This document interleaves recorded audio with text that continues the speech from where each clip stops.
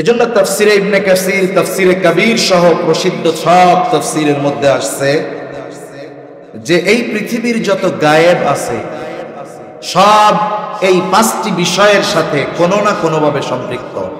তার মানে এই পাঁচটি বিষয়ের গায়েবের দ্বারা সকল গায়েবের ইলম যে একমাত্র আল্লাহ তাআলার কাছে আছে, আল্লাহ তাআলা এটা জানিয়ে দিয়েছেন। আল্লাহ তাআলা বলেন, ইন্নাল্লাহা ইনদাহু ইলমুস সাআহ ওয়া ইউনাজ্জিলুল গায়থ ওয়া ইয়া'লামু মা ফিল আরহাম ওয়া মা তাদরি নাফসুম মাযা তাকসিবু গাদা وما تدري نفس بأي أرض تموت الله رب العالمين বলেন ইন্নাল্লাহা ইনদাহু ইলমুস সাআহ,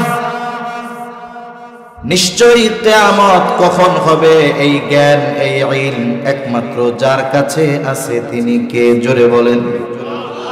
আল্লাহ তাআলার কাছে আছে কিয়ামতের ইলম। কিয়ামত কখন হবে এটা দুনিয়ার কেউ বলতে পারে না। কিয়ামত কখন সংগঠিত হবে এর সুনির্দিষ্ট সময় নবীও জানেন না, দুনিয়ার কেউ জানে না, এমনকি আসমানের ফেরেশতারাও জানে না কখন কিয়ামত সংগঠিত হবে। তবে কিয়ামত সংগঠিত হবে এ ব্যাপারে কোনো সন্দেহ নাই। কিয়ামতটাকেও মুহাদ্দিসিনে কেরাম দুইটা ভাগে ভাগ করেছেন। একটা হলো বড় কিয়ামত, যেটার কথা কোরআনুল কারীমের মধ্যে বারবার উল্লেখ করা হয়েছে। আরেকটা হলো ছোট কিয়ামত, যেটা প্রত্যেকটা ব্যক্তির মৃত্যুর সাথে সাথেই শুরু হয়ে যায়, এটা ব্যক্তির সাথে সম্পৃক্ত।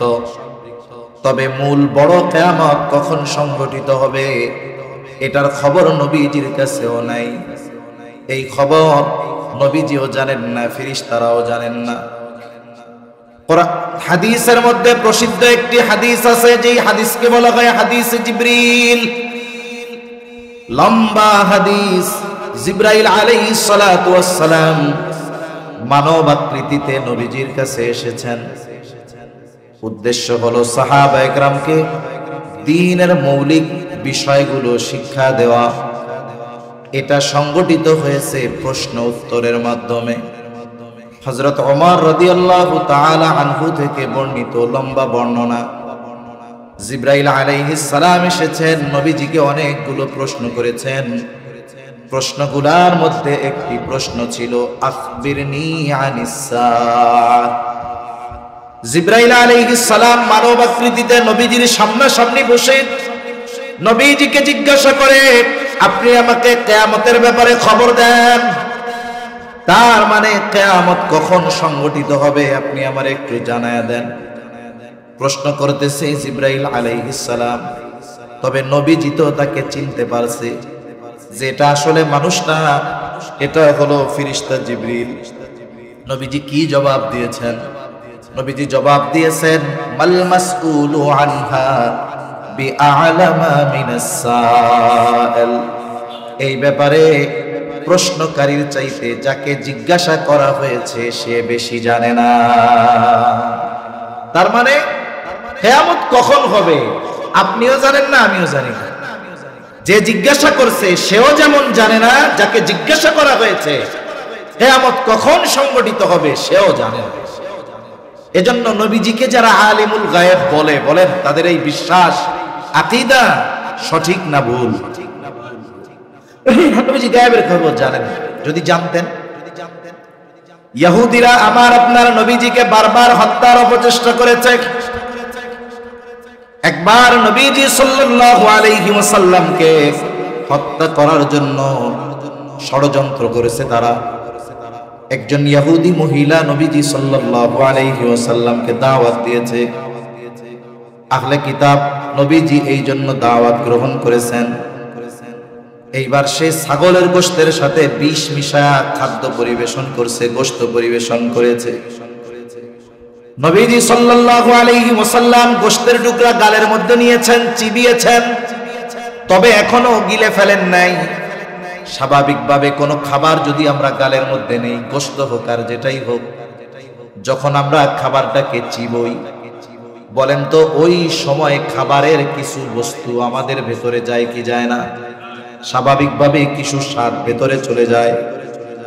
নবীজির কাছে জিবরাইল আলাইহিস সালাম চলে এসেছে, এসে বলে, ইয়া রাসূলুল্লাহ, আপনি এই গোশত খাবেন না, এর সাথে বিষ মিশিয়ে দেওয়া হয়েছে। নবীজি গোশত ফেলে দিলেন, তবে ওই সময় বিষের কোনো প্রভাব নবীজির মধ্যে পরিলক্ষিত হয় নাই। তবে দুনিয়া থেকে যাওয়ার আগে, ইন্তেকালের পূর্বে আয়েশা সিদ্দিকা রাদিয়াল্লাহু তাআলা আনহাকে নবীজি বলতেছিলেন, আয়েশা, ওই যে ইহুদি মহিলা আমাকে বিষ পান করায়ছিল, খাবারের মধ্যে গোশতের মধ্যে বিষ মিশায় খাওয়ায়ছিল, ওই বিষের প্রভাব আমার মধ্যে বিস্তার লাভ করেছে। কেমন যেন ওই বিষক্রিয়ায় আমার প্রত্যেকটা শিরা উপশিরা ছিঁড়ে যাচ্ছে। এখানে যেই কথাটা বোঝানোর উদ্দেশ্য, সেটা হলো নবীজি সাল্লাল্লাহু আলাইহি ওয়াসাল্লামের কাছে যদি ইলমুল গায়েব থাকতো, তিনি যদি আলিমুল গায়েব হতেন, তবে ওই খাবারে বিষ মেশানো আছে এটা ওহীর মাধ্যমে বলা লাগতো না, বরং নবীজি এটা নিজের থেকেই জানতে পারতেন। ঠিক কিনা বলেন? এরপরে আরেকদিন নবীজি সাল্লাল্লাহু আলাইহি ওয়াসাল্লামকে হত্যা করার জন্য ইহুদিরা প্রচেষ্টা করেছে। একটা বিষয়ের মীমাংসার জন্য নবীজি এক ইহুদি কাবেলার মধ্যে গেছেন। দেয়ালের সাথে নবীজির বসার ব্যবস্থা করা হয়েছে।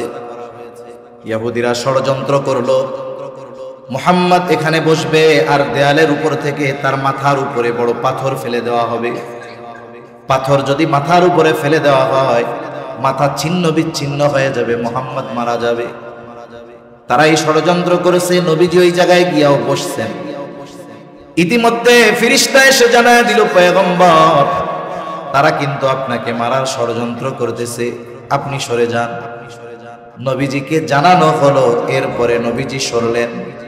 নবীজি যদি আগের থেকে জানতেন যে নবীজিকে হত্যা করার জন্য এই ষড়যন্ত্র করা হচ্ছে, তাহলে নবীজি ওইখানে গিয়ে নিজের থেকে বসতেন না।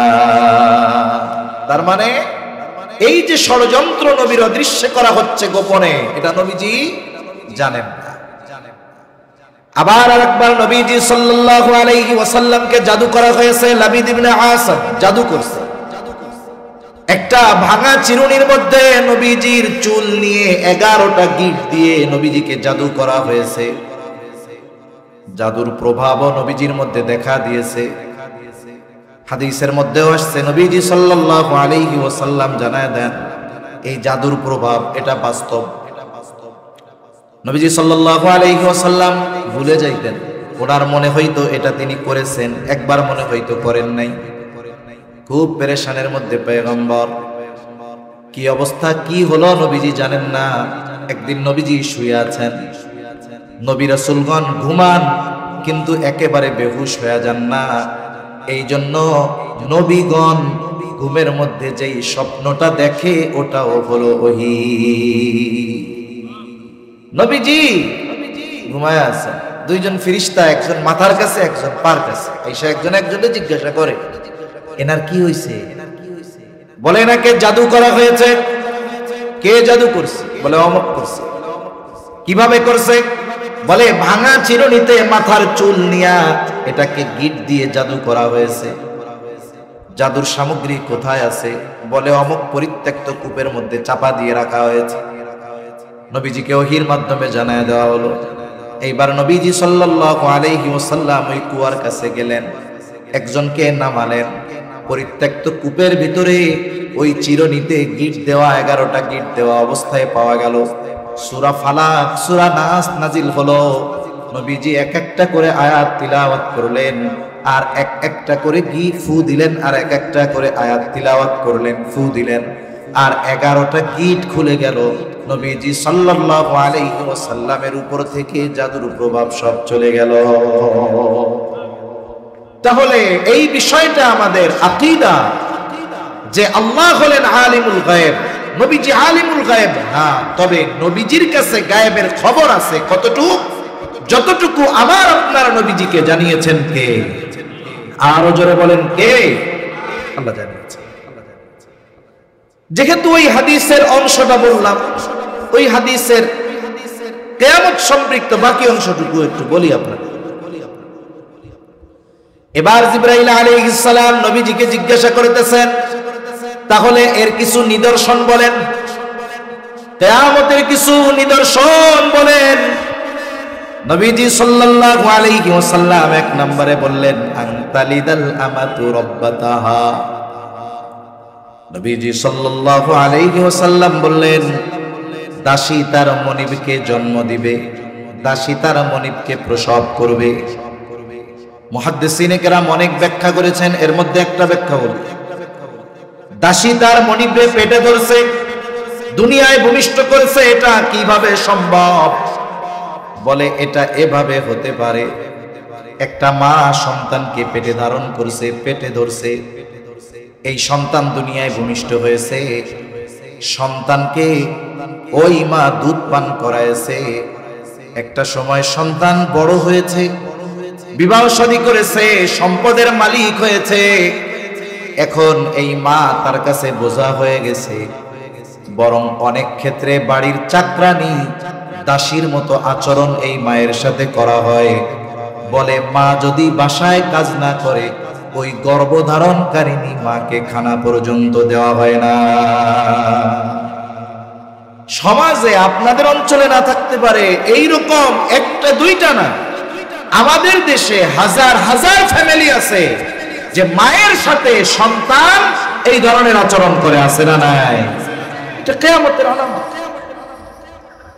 এরপরে নবীজি বলেন, ওয়ান তারাল হুফাতাল উরাতাল আলাতাশ রিয়াশাত আলাতার রিয়া আশাই ইয়াতাতাওয়ালুনা ফিল বুনিয়ান। নবীজি সাল্লাল্লাহু আলাইহি ওয়াসাল্লাম আরেকটা আলামতের কথা বলেছেন যে কিয়ামতের আগে তুমি দেখতে পাবা নগ্নপদ বিশিষ্ট রাখালগুলো উঁচু উঁচু অট্টালিকা নির্মাণের প্রতিযোগিতা দিবে। তার মানে এমন কিছু মানুষ, তাদের খাওয়ার কিছু ছিল না, পড়ার কিছু ছিল না, উপার্জনের কোনো অথেন্টিক সোর্স নাই, বৈধ কোনো ইনকাম নাই, হঠাৎ করে শহর থেকে এসে বড় বড় উঁচু অট্টালিকা